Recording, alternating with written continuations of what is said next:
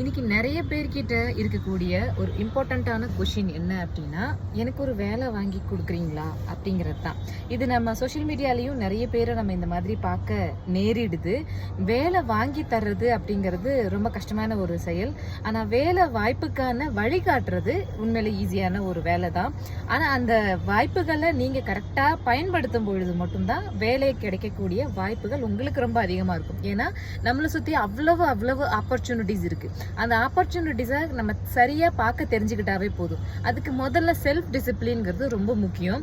நாம் என்ன வேலை பண்ணுறோம், இப்போ நம்ம என்ன பண்ணிட்டு இருக்கோங்கிறத ஃபஸ்ட்டு நீங்கள் டிசைட் பண்ணுங்கள். ஒரு ஸ்டூடெண்ட்டாக இருக்கலாம், இல்லை ஏதாவது ஒரு இடத்துல வேலை பார்க்குறவங்களா இருக்கலாம். அப்படி யாராக இருந்தாலுமே அவங்க என்ன பண்ணணும் அப்படின்னா, இப்போ நம்ம என்ன பண்ணுறோங்கிறதுல ஃபோக்கஸ்டாக இருக்கணும். அங்கே ஓபி அடிக்கிறது அந்த மாதிரி இல்லாமல் அங்கே ஏதாவது ஒன்று கற்றுக்கணும்.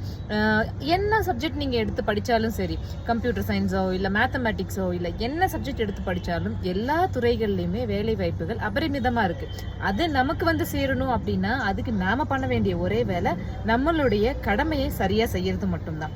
கடமையை செய்யும் பொழுது ஆட்டோமேட்டிக்காக அந்த ஓப்பனிங்ஸ் நமக்கு கிடைக்கும். அது சார்ந்த நபர்களோட பழக்கம் வச்சுக்கிறது, இந்த மாதிரி சில விஷயங்கள் நம்மள அந்த வேலைக்கு பக்கத்தில் கொண்டு போய் விடுறோம். அதை விட்டுட்டு நாம ஏதாவது உட்காந்து வீடியோ பார்த்துட்டு யாராவது ஒருத்தர் வேலை தருவாங்க, யாராவது ஒருத்தர் நமக்கு கிஃப்ட் பண்ணுவாங்க அப்படின்ற ஆஸ்பெக்ட்ல நம்ம ஒரு சிந்தனையில இருந்தோம் அப்படின்னா, உழைக்காம எதுவுமே கிடைக்கும் அப்படின்னு நினைச்சிருந்தோம் அப்படின்னா கண்டிப்பா முன்னுக்கு வர முடியாது.